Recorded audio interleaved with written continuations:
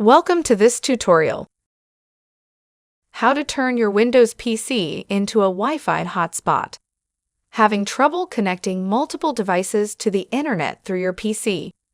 In this video, we'll show you exactly how to turn your PC into a wireless hotspot in the simplest way. These methods work on Windows 10 and Windows 11. You don't need any third-party app unless you're looking for more control. Let's get started. Press the Windows key plus I key to open the settings. Go to Network and Internet. Click on Mobile Hotspot from the sidebar. Under Share My Internet Connection From, select either Wi-Fi or Ethernet.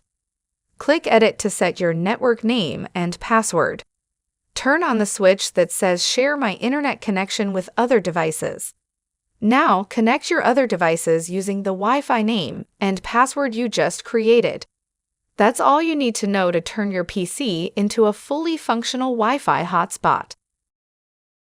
See, this wasn't hard at all. Thanks for watching. Please like and subscribe to our channel and press the bell icon to get new video updates.